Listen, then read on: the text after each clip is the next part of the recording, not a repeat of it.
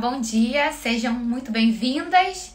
E hoje a gente tem mais um encontro aqui para falarmos de nutrição e mioma, né? E agora a gente vai falar sobre, vou tirar dúvidas de vocês, estou aqui ao vivo, disponível para tirar dúvidas. Tenho já uma caixinha com várias perguntas que eu vou responder e, claro, responder também a vocês que estão aqui ao vivo comigo. Peço só a gentileza, para facilitar, né, como eu sempre peço, para vocês deixarem as perguntas de vocês no balãozinho, porque aí eu vou olhando lá e vou respondendo. Fica bem mais fácil para mim, se vocês puderem fazer isso, tá bom? Bom dia, Maraísa, bom dia, Débora. Vamos esperar mais um pouquinho, que aí as pessoas vão entrando. A Rosineide, que aí a gente vai respondendo e as pessoas vão ouvindo, tá bom? Bom, meninas, quero agradecer já de antemão a participação de vocês no sábado de manhã, tá aqui comigo, ao vivo, né? Vocês têm mioma com sintomas, já operaram? Fala pra mim, eu gosto sempre de saber. Se vocês, o que é a situação de vocês, né? Se vocês me acharam aqui porque vocês pesquisam sobre nutrição e mioma, foi indicação de alguém, se os miomas incomodam muito a vida de vocês. Bom, como vocês já devem saber, ou não sei, se não sabem eu falo, eu tive muitos miomas, né? Graças a Deus, hoje em dia eu não tenho mais, eu fiz cirurgia, não é milagre, meus miomas não sumiram, mas eu cuido da alimentação. Cuido da alimentação porque, né, não tem jeito, a gente tem que cuidar da alimentação pro resto da vida. A Maraísa tá dizendo que ela tem mioma sim. E seus miomas te causam muitos sintomas, Maraísa? Porque eu sei que tem muitas mulheres que tem muitos, né? Eu tenho muitas pacientes, muitas alunas que falam bastante, né? De muitos sangramentos, coágulos. Ela tá dizendo, a Maraísa tá dizendo que ela tem muita cólica e menstrua intensamente. Era o meu maior problema, não era nem as cólicas, eram a menstruação muito, muito intensa, né? Muitos dias menstruada, sangrando muito e até ficando com anemia, né? Essa é a parte ruim. Eu lembro que eu demorei meses para poder tratar, né? Para poder cuidar da anemia e fazer com que ela melhorasse, né? Que eu ficasse com meus níveis de ferritina adequados. Tem que ter muita persistência, tem que ter muita força de vontade para não desistir. Porque às vezes você faz, provavelmente isso acontece com vocês. E aí a gente não vê resultado de imediato, porque o corpo demora um pouquinho para poder mostrar, né, resultados. E a gente fica desanimada, fica triste, fica desacreditada. Não fiquem desacreditadas. Entendam que todo o uso de suplemento, toda medicação age de uma maneira diferente. Suplemento costuma demorar um pouco mais a agir do que a medicação. Medicação a gente usa muitas vezes no dia seguinte ou no mesmo dia, né? Quando a gente toma, por exemplo, um remédio para dor de cabeça, a gente sente o efeito logo praticamente que imediato. Com suplementação, com alimentação saudável, não é assim, né? O corpo precisa de um tempo para poder mostrar os sinais de que ele está melhorando, tá? Então, não fiquem desanimadas, não fiquem desestimuladas, porque de repente vocês estão aí há um mês melhorando a alimentação de vocês, comendo direitinho e de repente vocês ainda não observam os benefícios.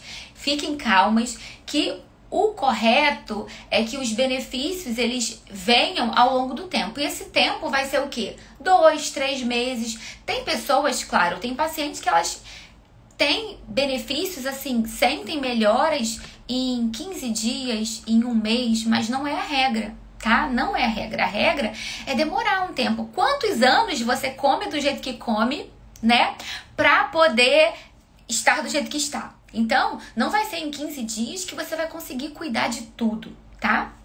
Thalita, um beijo, querida. Thalita é uma nutricionista muito querida. Ela trabalha também com saúde da mulher. Ela trabalha com mulheres com SOP, com síndrome do ovário policístico, emagrecimento, né? Então, sugiro vocês também seguirem a Thalita Pedrosa.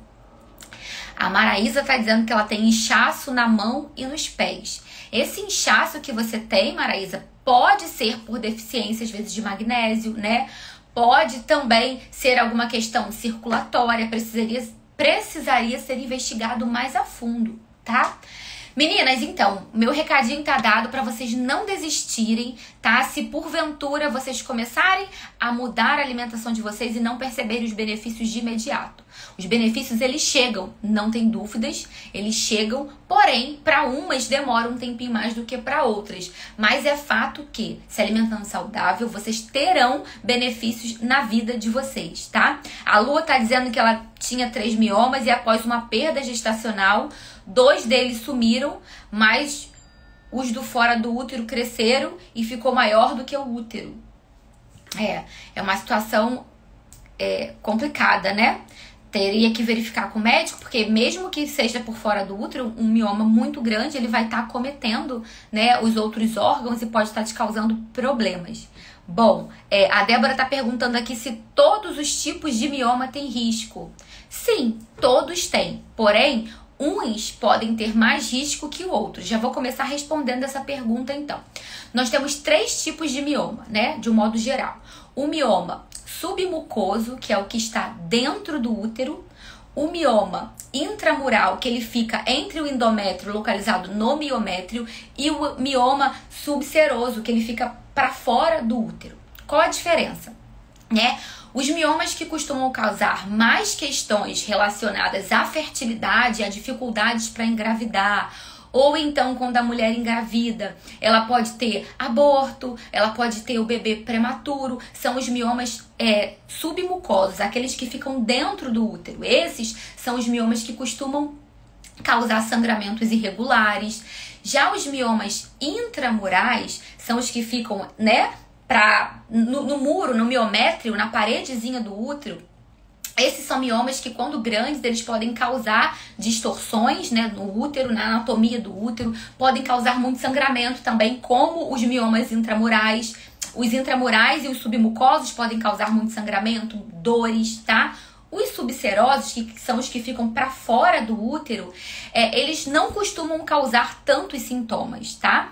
Porém, eles podem, se crescer muito, atrapalhar os órgãos que estão próximos. Por exemplo, se o mioma cresceu muito, pode impactar na bexiga, pode impactar no intestino. Então, cada tipo de mioma, cada localização pode sim ter uma questão relacionada, porém não é uma regra.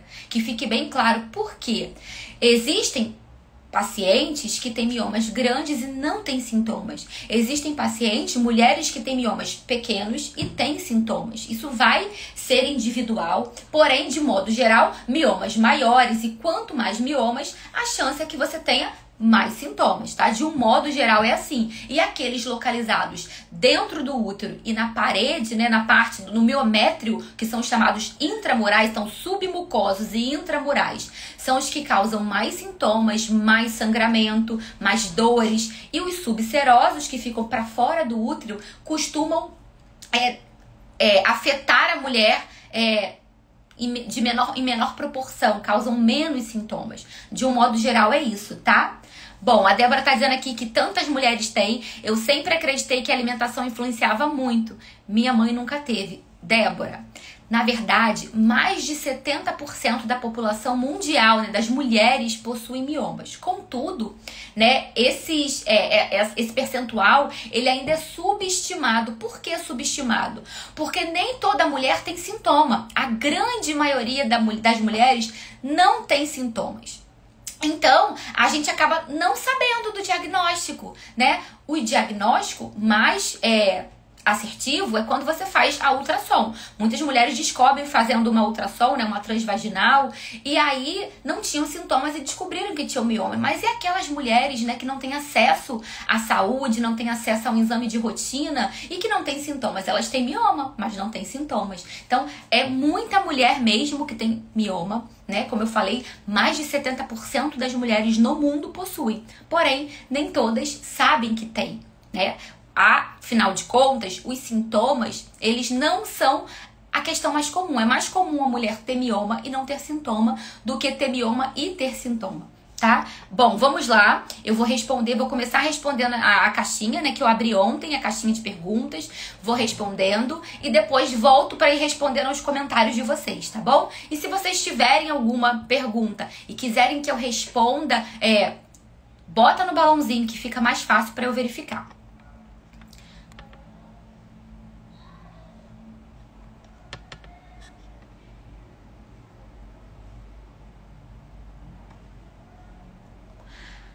A Ruth está perguntando. Bom dia, Ruth. O doce tem impacto nos sintomas? Muito. Por quê? O doce, o açúcar, né? Normalmente, alimentos doces, eles têm dois nutrientes, dois macronutrientes. Açúcar, que é o carboidrato, e gordura, que são os lipídios. São dois alimentos, dois nutrientes que agem diretamente na inflamação. E quando você está inflamada, você produz substâncias que geram dor, tá? Que causam dor. Então, quando você come açúcar, você normalmente vai sentir mais cólica, você vai ter mais sangramentos, porque o seu corpo vai estar mais inflamado. Sem contar que o açúcar, né, por ter carboidrato, tudo que a gente come que tem carboidrato, a gente incentiva um hormônio chamado insulina. Quando a gente come carboidrato, o corpo, né, o pâncreas, produz insulina. Essa insulina, ela pega o carboidrato, quebra ele e coloca ele dentro da nossa célula. E quanto mais insulina o nosso corpo produz, mais chances a gente tem de produzir estrogênio. E o estrogênio é o hormônio, é um dos hormônios, né? Porque são vários hormônios que podem favorecer o crescimento de miomas. Mas o estrogênio é um desses hormônios. Eu diria que o mais falado, o principal. Então, sim, o açúcar tem impacto direto nos sintomas e no crescimento dos miomas. Por isso que a gente tem que controlar esse uso, né, do açúcar.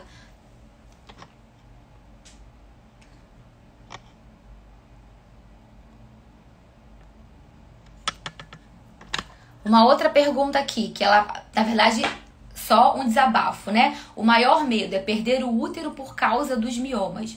Bom, a histerectomia, de fato, é uma indicação muito recorrente para mulheres que têm mioma. Contudo, muitas pessoas recebem essa opção de tratamento como primeira escolha e não deve ser a primeira escolha. Eu não sou médica, eu não indico o tratamento, que fique bem claro aqui, né? Quem indica cirurgia é o médico ginecologista. Porém, meninas, minha experiência, né, e o que eu tenho de conhecimento, ter mioma não significa que você vai perder o útero, não. Eu retirei 13 miomas e eu tenho meu útero preservado, né? Eu trabalho com um médico chamado Dr. Michel Zelaquete, eu trabalho na clínica dele, no centro de miomas, e ele opera mulheres e ele tira miomas, 40, 50, 60 miomas de um útero e deixa o útero preservado. Tá? Então, não se assustem com essa questão de que tem mioma, vai tirar o útero. Não, isso, hoje em dia, já existem muitas técnicas, muitos profissionais capacitados que fazem cirurgias também. Eu conheço médicos em São Paulo, que eu acompanho o trabalho aqui pelo Instagram, né, pela internet. São médicos ótimos, super competentes e que operam e preservam o útero. Então, esse medo é um medo que você não precisa ter. Você precisa estar sendo acompanhada por profissionais capacitados e que sejam empáticos, que entendam que o útero é um órgão importante para a mulher, independente dessa mulher já ter filho, independente dela querer ou não ser mãe. O útero é um órgão. O útero não é um cabelo que a gente corta e cresce de novo. Que, diga-se de passagem, o meu cresce absurdamente rápido, parece até capim. De tão rápido que o meu cabelo cresce. E eu gosto do cabelo curto, então já tô querendo cortar aqui. Voltando aqui. O útero, então, ele é um órgão que representa a feminilidade. A nossa essência, né, é o útero. Então, não aceitem a retirada, um diagnóstico que vocês de miomas que como tratamento seja exclusivamente a retirada do útero, se você não quer. Se você não quer, você tem o direito de manter o seu útero, tá? É claro que existem casos que são mínimos em que a retirada do útero deve ser a escolha, né? Porém, não é o que é o normal. O normal é você retirar os miomas e manter o seu útero preservado. E até gerar um bebê quando você tem essa vontade, tá? Então fique tranquila. Ó, a Débora tá dizendo aqui que o Dr. Michel operou a amiga dela que estava com 61 miomas e o útero foi preservado. Ele é maravilhoso, sim. Eu atendo pacientes que operaram com ele miomas de mais de 1 quilo. E o útero está preservado, tá? Então, fique tranquila.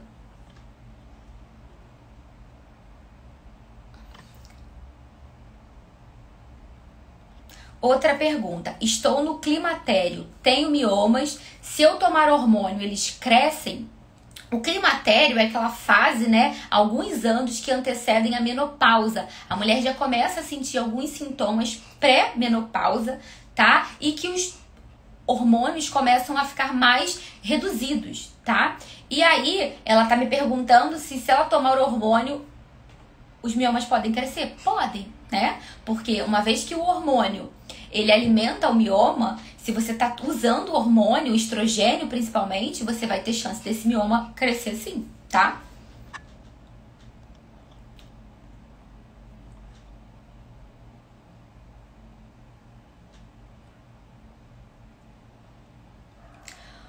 Outra pergunta.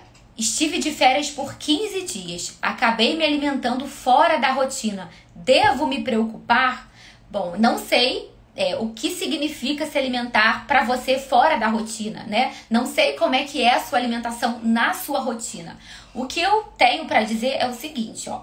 A gente tem que ter consciência que férias, feriado, final de semana não são motivos pra gente chutar o balde 100%. Calma aí, vamos lá. A vida ela é feita de equilíbrio e de escolhas. O que eu quero dizer com isso? Todas nós aqui temos aquele momento. Hoje mesmo, no meu café da manhã, eu comi pão de queijo. Ontem eu fui ao shopping e tinha um pão de queijo lá com um cheiro maravilhoso e eu trouxe para tomar no meu café da manhã de hoje. Isso significa que eu chutei o balde? Não. Eu comi fruta, né? Eu usei sementes, usei canela, eu mantive a minha rotina e incluí algo que eu gosto, que não foi em excesso. Então, comi 3 pães de queijo de um tamanho normal, não comi pão no café da manhã. Essa foi minha fonte de proteína. E eu não deixo de comer coisas saudáveis para incluir só o que não é saudável, né? Não tô dizendo que pão de queijo não é saudável, mas a gente sabe que tem gordura a mais, tem queijo, tem polvilho, enfim. Não é algo que a gente deva todo dia consumir como primeira escolha. Em férias, a gente entende que a pessoa sai da rotina, sim. Mas se a sua rotina é comer frutas todos os dias, ser saudável, você está de férias, você não vai ficar 15 dias sem comer fruta, né? E só ficar comendo pão com presunto. Não é isso, tá? O que eu quero, assim, sempre estar explicando pra vocês é que a gente tem que ter o equilíbrio. Nas suas férias, você se de repente você não come pão com frequência e você vai aumentar a ingestão de pão nas férias, se você vai comer uma sobremesa no almoço que você tá comendo fora, ok, tá tudo bem. De repente você vai beber um pouquinho mais, porém, a gente tem que ter na mente que o básico a gente tem que fazer, tá? Isso aí é algo que eu explico pra quem é minha paciente, pra quem é minha aluna e pra vocês quando eu estou aqui em live. O que vocês têm sempre que colocar na mente? Estar de férias, feriado, final de semana, não é motivo pra esquecer o que é saudável, deixar de beber água, deixar de comer fruta, deixar de comer verdura. Não, vocês podem comer um extra, podem, mas vocês não devem tirar o que é bom só para comer o que não deve, entendeu? Vocês têm que continuar comendo frutas, salada, legumes e incluir talvez uma sobremesa, um pão francês que você queira comer no final de semana, que talvez na sua rotina não tenha. Então é isso, tá? Sair da rotina é se permitir algo a mais e não é se permitir algo e retirar o que deve ser comido, consumido. Entenderam? Então, assim, isso é importante demais, tá? Mês que vem eu vou estar em férias. Eu já estou ficando aqui, pensando aqui, como é que vai ser minha estratégia para as férias? Eu vou para um lugar que tem muito vinho e muita carne vermelha. Fiquei pensando, meu Deus do céu, como é que vai ser? Vou ter que traçar uma estratégia para mim, né? Para eu ter uns combinados comigo mesma. Não dá para eu comer carne vermelha todos os dias e nem e deixar de comer frutas, legumes. Então é isso, é ter o equilíbrio. É vocês pensarem que não é oba-oba a nossa saúde. Então estar de férias vai se permitir sim, fora da rotina, porém você não vai deixar, por exemplo, num café da manhã de hotel, que é maravilhoso. Aí tem gente que deixa de comer fruta, deixa de comer um ovinho, para só comer pão, bolo, e aí come tanto pão, tanto bolo, que na hora de comer o saudável, já não aguenta mais de tanto que comeu. Então não é assim. A gente tem que comer o saudável, come a fruta, come fibra, come o ovinho, a omelete, e aí depois se permite a abundância de carboidratos que tem de disponibilidade para vocês. Então, tentem fazer assim que vai funcionar melhor, tá? Não deixem de beber água. Tô até aqui com minha garrafinha. Então, assim, em férias, leve uma garrafa de água, vai pra praia, vai passear, leva uma garrafa, porque aí você pelo menos vai beber água. Não deixa de comer uma fruta pelo menos de manhã. E no almoço ou no jantar, come um legume. Mesmo que você vá comer uma sobremesa, mesmo que você vá beliscar, né, besteira, mesmo que vá comer uma fritura, não deixe de comer uma salada, um legume. Então é isso, tá? É tentar fazer das suas férias um motivo de alegria, não de perturbação e equilíbrio. Não deixar de comer o que é bom, tá? Não sei se eu respondi, até porque eu não sei, né, como é que é a sua rotina.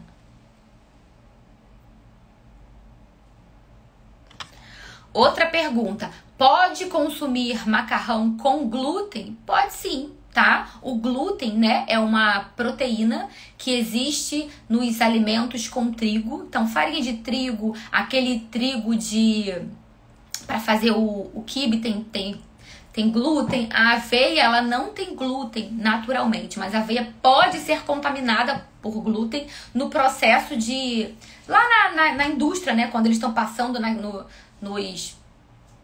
colocando para colocar nos pacotes, né? Quando tá fazendo o processo lá industrial, pode ser contaminada, que às vezes eles usam os mesmos maquinários do trigo, usam para aveia, mas a aveia, naturalmente, ela não tem glúten. Então, o glúten é uma proteína que ela é responsável por dar aquela elasticidade. Reparem só, quando a gente faz um bolo, um pão com glúten, normalmente, se você faz um pão caseiro que tem farinha de trigo, você tem que sovar o pão, né? Bater o pão, porque essa energia, essa força física que você causa no trigo é o que vai fazer com que as proteínas do glúten reajam e elas fiquem elásticas, tá? Então, pro glúten ele ficar ativo, precisa dessa força física, tá? Desse contato. E quando você faz um bolo de aveia, um bolo de farinha de arroz, ele fica mais durinho, né?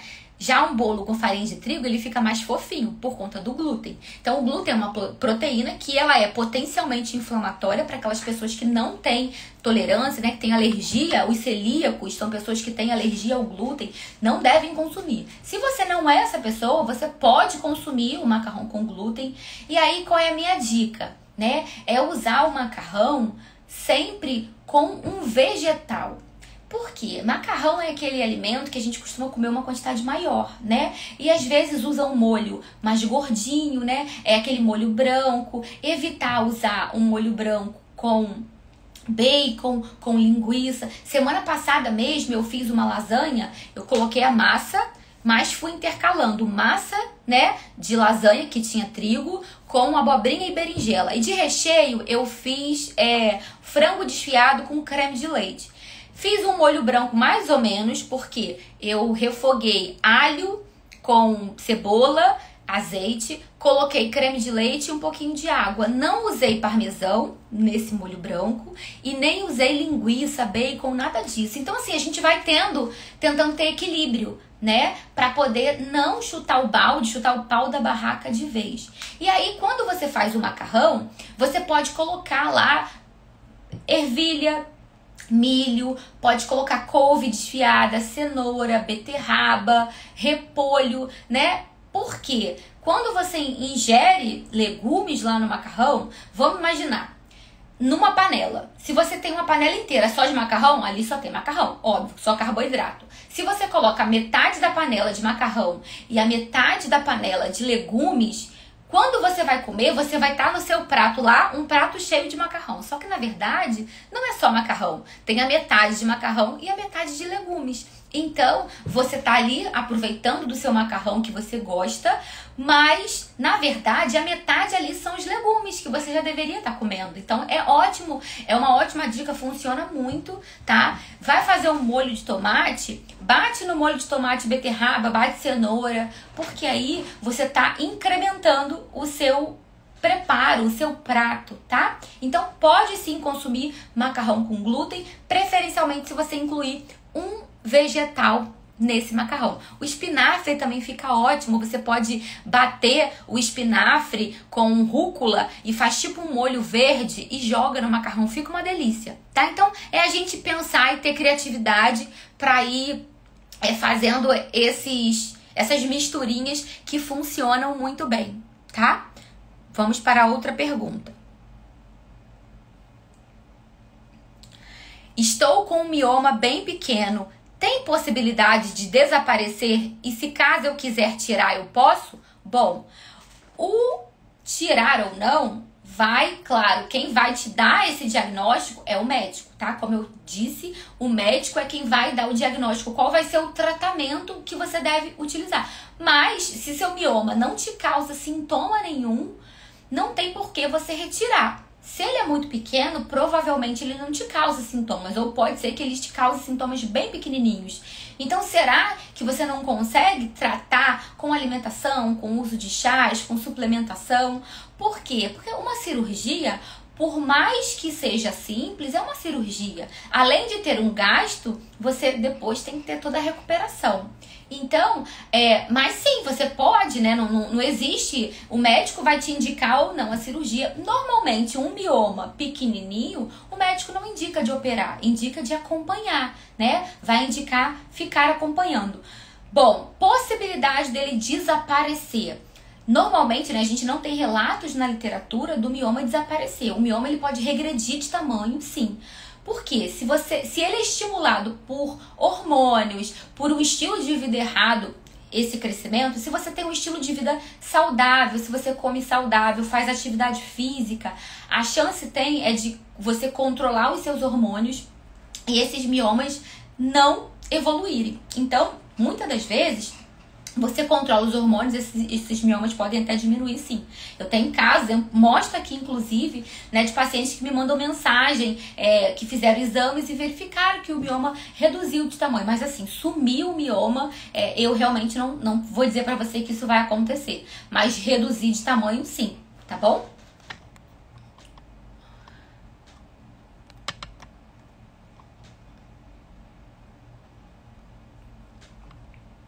A pergunta é, posso fazer normalmente os trabalhos domésticos com mioma? Gente, sim, pelo amor de Deus, né? O mioma não impacta você, a não ser que você sinta muitas dores. Enfim, o mioma você tem vida normal, tá? Até quando você tá num período menstrual que você sangre muito, o que talvez não seja indicado é você fazer atividades intensas, porque aí pode aumentar essa hemorragia, né? Mas ter mioma não te impede de fazer atividade nenhuma, tá?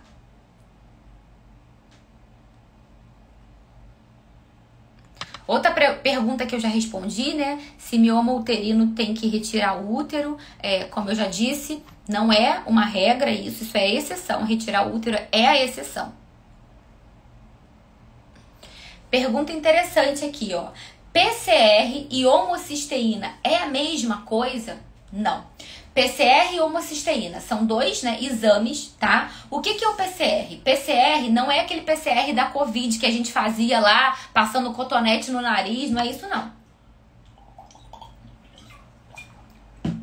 PCR é um exame chamado de proteína C reativa, tá? É um exame de sangue que você faz e vai ser avaliado inflamação. O PCR é um exame que ele é muito sensível, mas ele é pouco específico. Por quê? Porque muitas questões de saúde podem dar o PCR alterado. Bom, PCR alterado, altíssimo, PCR alto, pode ser inflamação. Você pode estar com uma inflamação e você ter o PCR alto. Se você é uma pessoa atleta, participou de uma competição, uma luta, é crossfiteira, você pode ter o PCR alterado e não ser nada. É única e exclusivamente um PCR que deu alterado, tá? Mas o PCR, sim, ele é um fator que, né, nós nutricionistas, os médicos, usamos para avaliar inflamação. Por exemplo, quando eu peço PCR, uma paciente tem anemia, tá? Mas eu solicitei a ferritina dela e a ferritina dela veio altíssima. Ferritina é um exame também que a gente avalia para ver os níveis, o estoque de ferro no nosso sangue. Então, a ferritina muito alta não significa que você está com estoque de ferro muito alto. A ferritina muito alta pode nos falar que você está com uma inflamação. E aí, para confirmar, o que a gente faz? Pede o PCR. Esse PCR, ele vai te dizer se você tá com inflamação ou não. Porém, né, esse PCR também existem lá parâmetros nos exames que você deve, se você fizer, você vai olhar o laudo e vai ter lá os valores, que um PCR é normalmente mais aumentado, mas não em valores muito altos, um PCR um pouquinho mais aumentado, ele pode também ser um preditor de um risco de doenças cardiovasculares.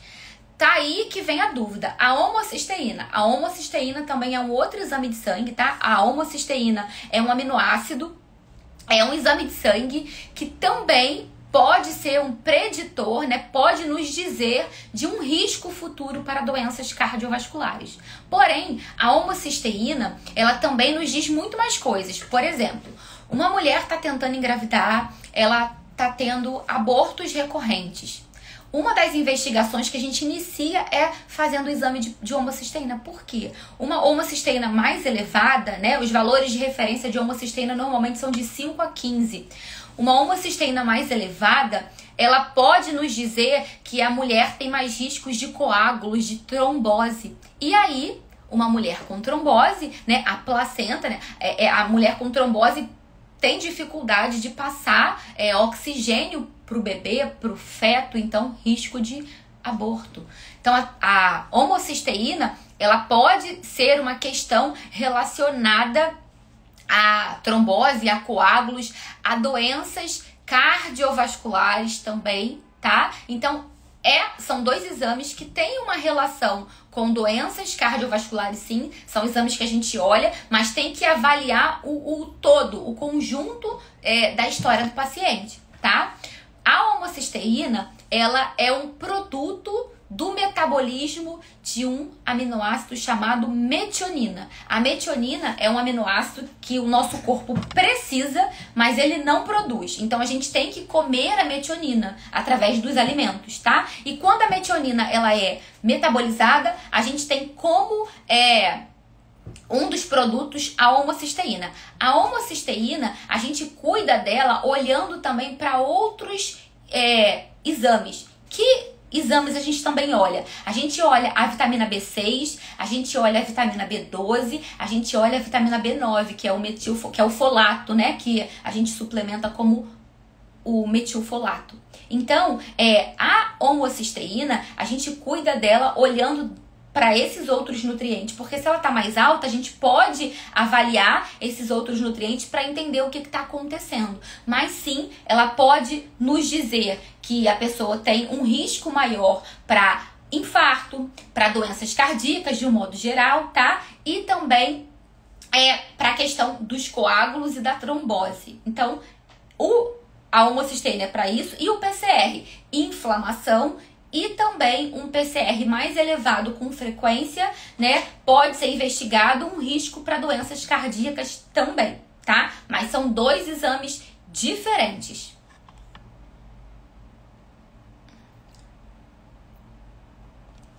Outra pergunta: comer milho faz mal para quem tem mioma? Não. Gente, principalmente se for o milho natural, o milho da espiga, não tem problema nenhum. O que a gente precisa entender? Que o milho é um carboidrato. Então, o milho, por ser carboidrato, ele tem que ser consumido em quantidades adequadas. Inclusive, na pergunta tem: qual seria a quantidade segura para uma refeição? Não tenho como responder isso aqui, porque varia de pessoa para pessoa, com o estilo de vida de cada um, a quantidade de carboidratos que cada um vai ingerir, né? Mas eu diria de um modo muito geral, muito generalista, que você comer uma espiga de milho no dia não tem nenhum problema. Se for no lanche da tarde, se for no seu almoço substituindo pelo arroz, era isso que eu queria chegar, né? Por ser uma fonte de carboidrato, a gente tem que levar em consideração que ele tem uma quantidade maior de calorias, que tem um índice glicêmico um pouco maior. Então, esse milho, ele tem que entrar no seu prato, quando você for montar o prato, como a fonte de carboidrato maior. Não dá para comer num prato um monte de arroz, um monte de milho. Não, tem que ser equilibrado. Essas quantidades têm que ser equilibradas. Outra questão também: se você for consumir o milho enlatado, aquela lata do milho, A aguinha que vem, na maioria das vezes, tem uma salmoura, tá? Que tem, às vezes, conservantes, às vezes tem sal, né? Açúcar. E a própria lata, toda lata de alumínio, para não oxidar, para não enferrujar, eles colocam por dentro uma substância chamada de fitalato. O fitalato é uma substância que é considerada um disruptor endócrino. O que significa esse nome, esse palavrão? Os disruptores endócrinos são substâncias que se comportam no nosso corpo como se fossem hormônios. Eles simulam as funções dos hormônios no nosso corpo e com isso aumenta, né, a quantidade de hormônio, eles podem ser tóxicos. Então, temos que ter cuidado com o consumo de substâncias que podem nos trazer esses disruptores. E o milho enlatado, sim, o milho, a ervilha, a sardinha, o atum, né? Não é que vocês estão proibidos, mas não dá para comer um milho enlatado todo dia. Prefira o milho da espiga, tá? Mas sim, o milho pode ser consumido por mulheres com mioma, desde que levando em consideração que o milho é uma grande fonte de carboidrato. Então tem que estar lá no seu prato, no lugar do carboidrato.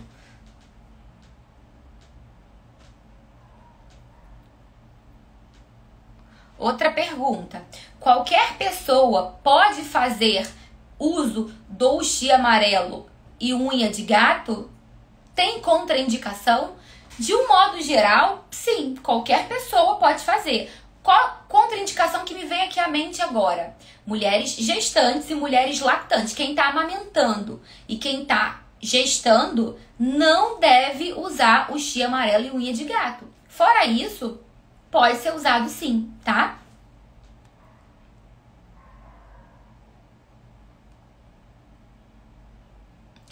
Outra pergunta, posso comer amendoim? Pode, né? Preferencialmente amendoim natural. Esses amendoins que a gente compra no mercado, dos pacotinhos industrializados, tem que ler o rótulo. Por quê? A casquinha daquele amendoim, aquela casquinha crocante, normalmente tem glutamato. Glutamato é um realçador de sabor, né? Uma substância que vicia o nosso cérebro e a gente sempre quer comer coisas mais gostosas. Então, o glutamato é uma substância, glutamato monossódico, para vocês gravarem aí. É uma substância que a gente não deve consumir. E normalmente muitos produtos industrializados têm glutamato. Então, evitem amendoim com glutamato ou realçador de sabor. Às vezes pode estar escrito realçador de sabor. Outra questão, amendoim sem casca, aqueles temperadinhos, normalmente aquele tempero tem glutamato. Então, evitem esses tipos de amendoim. Vamos para a próxima. Pergunta interessante também. O que você me fala sobre o miodesin? Vejo relatos que ajudam na diminuição do útero por ser anti-inflamatório. Sim, o miodesin é um suplemento, né, em cápsulas que existe no mercado, que ele contém o uxi amarelo, unha de gato e às vezes tem resveratrol junto, tem astaxantina, que são também potentes antioxidantes, anti-inflamatórios. Então o miodesin eu acho bom, tá? Porém, não é a salvação. Lembrem sempre disso. A gente não pode sair usando um monte de suplemento e esquecer que o principal é cuidar da alimentação. A gente tem que ter trabalho, sim. Eu sempre digo, meninas, se alimentar saudável dá trabalho. Claro que dá. Você tem que pensar o que você vai comer, você tem que planejar, você tem que comprar. Hoje mesmo eu tava aqui, ó, eu faço a minha listinha do que eu tenho que fazer, né? E tava botando aqui, amanhã tenho que ir à feira, tenho que comprar as frutas pra semana. Então é isso, né? Se alimentar dá trabalho. Se alimentar saudável dá trabalho, é muito mais fácil, eu tenho plena convicção disso. Se o meu armário fosse cheio de pacotinho, por quê? Não tem prazo de validade, você compra um monte e deixa lá para um ano. Só que isso não é o saudável. Então, dá trabalho, mas a gente consegue. A gente dá conta de ter uma alimentação saudável. Se a gente coloca como objetivo de vida ser saudável, a gente dá conta. E isso, volto a dizer, não nos impede de ter uma vida com equilíbrio, vida social, de você comer um bolo, de você beber uma cerveja para quem gosta, tomar um vinho, de comer um churrasco. Ontem mesmo eu atendi uma paciente que ela me disse que o marido dela gosta de fazer churrasco todo final de semana. Então, eu conversei com ela. O que que você vai fazer? Deixa para comer a carne vermelha no final de semana e durante a semana come carne branca, come frango, come peixe. Então é isso, é a gente ter equilíbrio e entender que cada uma tem uma rotina. No meu caso, eu não tenho marido que faz churrasco todo final de semana, então isso pra mim não seria um problema. Se pra ela a gente tem que pensar qual estratégia a gente vai usar pra cada situação. Se vocês não têm um acompanhamento individualizado, vocês entendem que vocês podem pensar e refletir aí, né? Vocês com vocês mesmos, o que você pode fazer pra se ajudar? Pra ter o equilíbrio, não deixar de participar do churrasco do marido, ou então participa e durante a semana evita comer carne vermelha. É isso, tá? É você ter o equilíbrio, você pensar a estratégia que vai funcionar pra você. É assim que a gente tem que ir moldando o nosso pensamento. Então, sim, o miodezinho é uma opção bem legal, tá? Pra poder ajudar na saúde de mulheres com mioma. Outra pergunta, que eu tinha perguntado, né, do que vocês têm medo e como eu poderia ajudá-las. E aí a pergunta foi, a resposta, né, da pergunta, tem medo de fazer cirurgia e o mioma voltar e ter que fazer tudo de novo? Sim, isso é um risco, né, você operar e você ter novos miomas é um risco. Porém, na vida, viver é um risco, né? Engravidar é um risco, você não sabe se o seu filho vai ter saúde, você não sabe se ele vai ter saúde. Se ele tiver saúde, você não sabe se vai ser uma criança que vai ser educada ou não, enfim, né? Tudo na vida tem riscos. Fazer uma cirurgia e o mioma, e você ter novos miomas é um risco. Eu confesso que esse também é um dos meus maiores medos, mas o que eu faço? Eu faço a minha parte, tá? A gente precisa fazer a nossa parte, porque assim a gente está reduzindo, diminuindo as chances desses riscos. Todo risco não é sentença, é um risco, é um percentual que pode acontecer ou não. Então a gente faz o nosso papel, a gente faz a nossa parte para diminuir esse risco, tá? Então assim, se você for passar por uma cirurgia, entenda que você depois vai ter que manter cuidados para não ter novos miomas. Isso é fato. E ainda assim, você pode vir a ter novos miomas. E é o que eu sempre falo, né? Eu não vou falar aqui para vocês que todas as minhas pacientes que já operaram não têm novos miomas. Claro que não. Isso é muito de cada um. Eu tenho pacientes que operaram, né? Que estão em acompanhamento e tiveram novos miomas. E o que eu digo para elas? Olha, vamos melhorar ainda mais o que a gente pode melhorar, né? A gente sempre pode melhorar. E outra, será que se você não estivesse se cuidando, você não estaria tendo mais miomas do que você voltou a ter? A gente tem que sempre pensar pelo lado positivo, né? Talvez se apareceram 3 miomas, se ela não estivesse se cuidando, poderiam ter aparecido 10. Mas é assim que a gente tem que pensar. O que não vale é se desestimular, se chutar o balde. Quer saber? Vou deixar pra lá. Porque se você deixar pra lá, vai ser pior. Vai passar 1 ano, 2, 10 e vai ser pior, tá? Então, não se desestimulem. Eu quero encorajar vocês sempre, tá?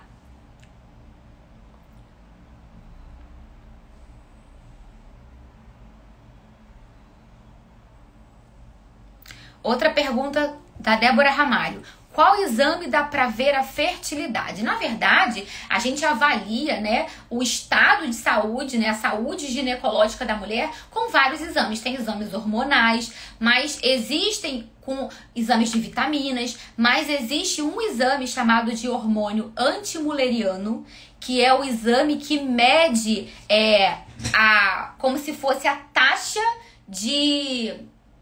o percentual, né, de óvulos da sua ovulação, mede a sua idade ovariana, como se fosse assim, né? Existem valores por faixa etária que vão medir qual ainda é o tempo que você tem para ovular. como se fosse mais ou menos assim, tá? Então, o antimülleriano, ele mede essa quantidade, né, me fugiu a palavra agora, mas ele mede a quantidade o tempo que você tem ainda, né, o percentual, como é que tá a sua saúde ovariana. E aí, as mulheres sabem, eu tô com o antimülleriano muito baixo, então, eu tô ovulando pouco, né, eu tenho uma reserva ovariana pequena.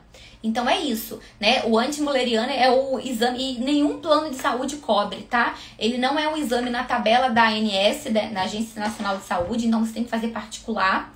Mas é um exame de sangue, simples, normal. Eu já fiz, né? É um exame simples, normal. Igual você vai lá e faz uma glicemia, faz um hemograma. É esse tipo de exame que aí você faz para avaliar a sua taxa, né? Como é que tá a sua concentração, né? A quantidade, a sua reserva ovariana, essa é a palavra certa. Ele mede a reserva ovariana da mulher. E aí, o que a gente pode fazer? Que alimentos que ajudam, né? Uma alimentação rica em vegetais, em proteínas veganas, ajuda muito. Então, leguminosas, folhas verdes, a gente tem semente de girassol, semente de abóbora, semente de gergelim, a própria linhaça dentro do ciclo também ela vai ajudar. Então, a gente tem retirar contaminantes ambientais, os disruptores endócrinos, diminuir esse contato. Vitamina E é ótima, a vitamina E que está no azeite, no abacate, nas castanhas, é ótima também para a gente melhorar a saúde do útero, né? A camada uterina fica mais espessa, mais grossinha. A gente também pode usar ácido alfa-lipoico, N-acetilcisteína, a L-carnitina, o ômega 3, a vitamina C. Então, a gente tem muito suplemento, muitos nutrientes que a gente pode usar para ajudar na fertilidade dessa mulher. O próprio metilfolato, né, a vitamina B9, tem que avaliar o ferro, se a mulher tá com anemia ou não. Então, são muitos nutrientes e uma alimentação, de um modo geral, bem saudável, bem riquinha em fitoquímicos e antioxidantes, tá? Mas seria isso, assim, se você quer saber como é que tá a sua reserva ovariana, é antimülleriano, tá? Esse é o exame que vai te dizer como é que tá a sua reserva. Se você pode esperar bastante tempo ainda, ou se você tem que correr contra o tempo para tentar engravidar.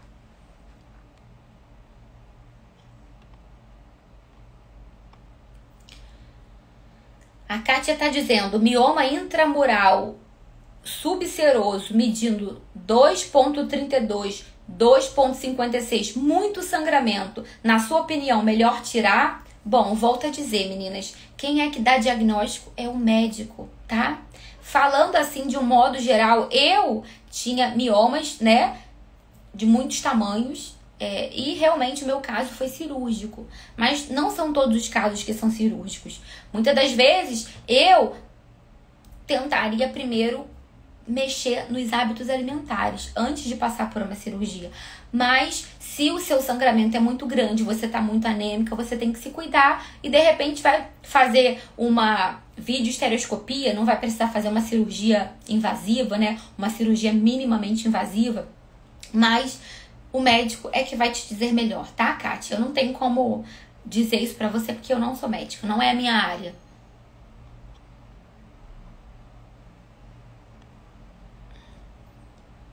Mais uma pergunta da Kátia. Quem tem mioma pode tomar whey? Pode, mas eu sempre indico o whey vegano. Por quê? O whey vindo de leite de vaca, ele tem uma chance de aumentar IGF-1.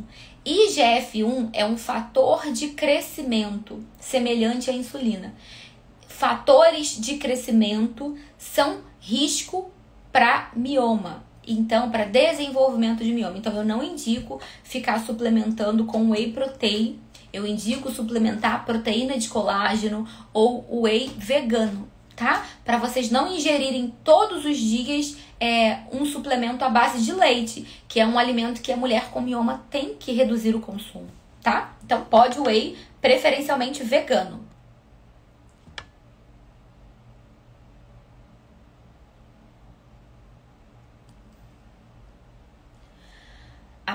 Na verdade, também é um desabafo. O medo de não conseguir engravidar, pois não tenho condições de operar no momento. Bom, de fato, eu não tenho como te garantir, né, o que pode acontecer. O que eu posso te falar é que esse medo, né, a gente sempre tem, mas você tem que fazer a sua parte. É cuidar, é se alimentar saudável, é fazer o que está ao seu alcance, já que você não pode operar, tá?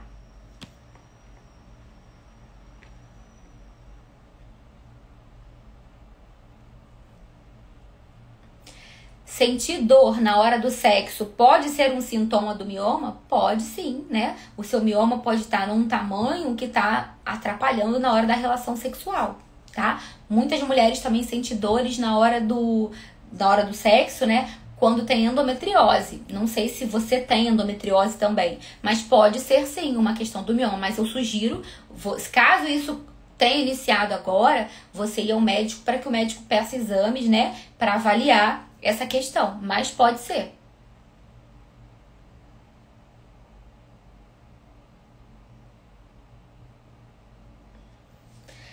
Pergunta problemática, né? Que acaba gerando muita opinião contraditória. O anticoncepcional atrapalha para quem tem mioma?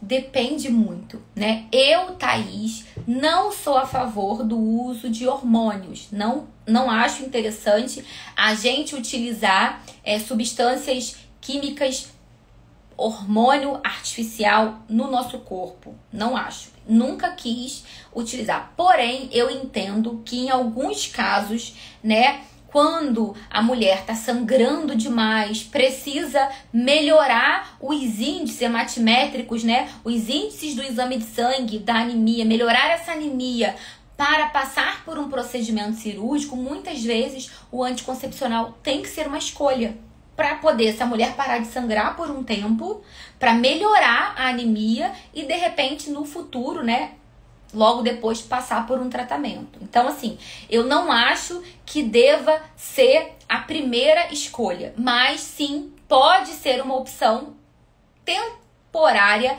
dentro de uma linha de tratamento. O que eu não acho interessante é, de repente, as pessoas ficarem usando anticoncepcional, usando, só porque tem mioma. Ah, tem um mioma, vou usar anticoncepcional porque eles não vão crescer. Talvez, enquanto você use, realmente eles podem ficar mais quietinhos ali. Porém, existem relatos de estudos que mostram que mulheres que usaram anticoncepcional, quando elas pararam de usar, os miomas começaram a crescer. Então, tem que se ter um uso lógico. Estou usando esse anticoncepcional com qual objetivo? É com o objetivo de reduzir sintomas, de melhorar o exame de sangue para operar? É válido. Eu estou usando por um período X, por outro... porque eu estou tendo muita cólica. Vamos tentar, então, melhorar a alimentação, melhorar o estilo de vida para ver se essa cólica não vai melhorar, se esse sangramento não vai melhorar. Então, assim, tem que se avaliar o contexto, mas eu não acho que o anticoncepcional é uma escolha legal. Acho sim que ele vai atrapalhar, tá?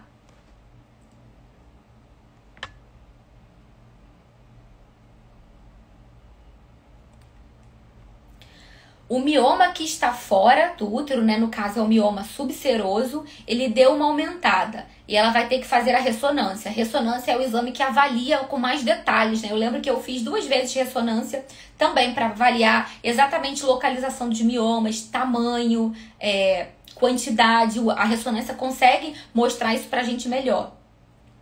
Terei que fazer a ressonância e apareceu um pequeno dentro do útero. Estou bem preocupada. Débora, o que eu digo pra você? A preocupação a gente vai ter, né? Quando fala da nossa saúde, a gente sempre fica com medo.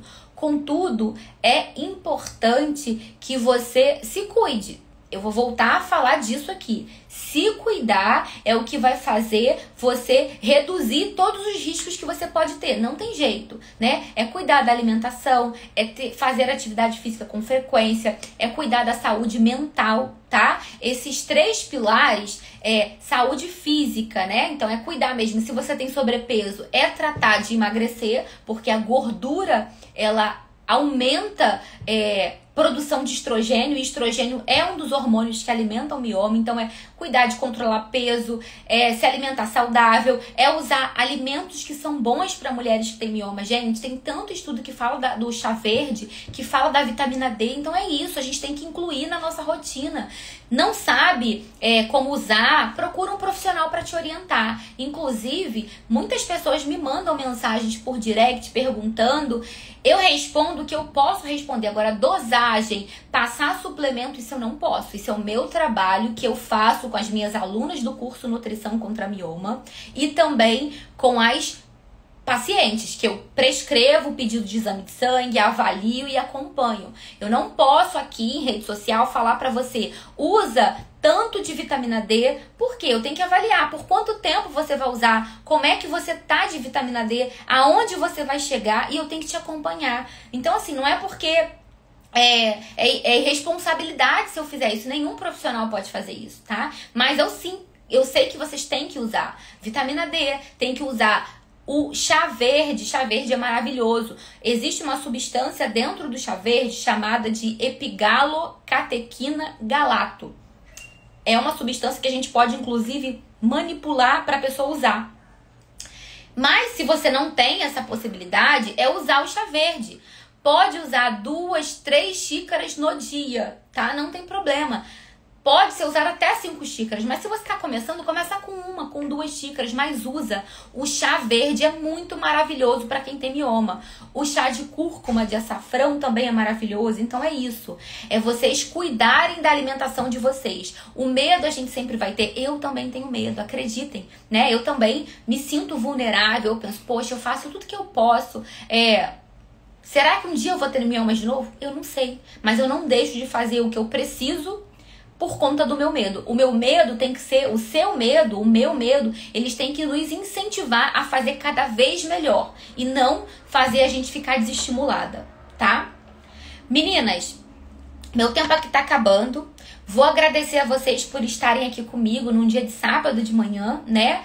Saibam que vocês podem contar comigo, claro que aqui no Instagram, sempre de uma maneira um pouco mais generalizada, né? Mas eu tô aqui para ajudar vocês. Eu entendo que não é todo mundo que pode fazer o curso, que não é, mas o curso ele é bem acessível para a maioria das pessoas. É só dar um jeitinho, a consulta. Mas eu tô aqui para ajudar vocês, porque de verdade, volto a dizer, falar de alimentação e de nutrição contra mioma é para mim um prazer. Eu amo saber que eu posso fazer diferença na vida de cada uma de vocês, tá? Então contem comigo sempre. E não desconfiem nunca se tá dando certo ou não. Sempre vai estar dando certo. Pensem nisso. A alimentação saudável vai ajudar vocês da ponta aqui do cabelo, desse cabelo arrepiado, até lá a pontinha do dedo do pé.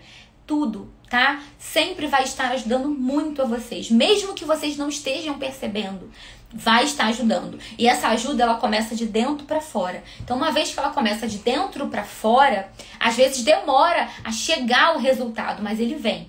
Acreditem, tá? Um ótimo final de semana para vocês, um sábado abençoado, um domingo maravilhoso, que vocês reflitam sobre nossa conversa aqui, que vocês se organizem, já comprem algumas coisinhas para a semana de vocês, para vocês se alimentarem mais saudável. Lembrem sempre disso, dá trabalho, mas é possível, a gente consegue, tá? Beijo, até a próxima. Fiquem com Deus.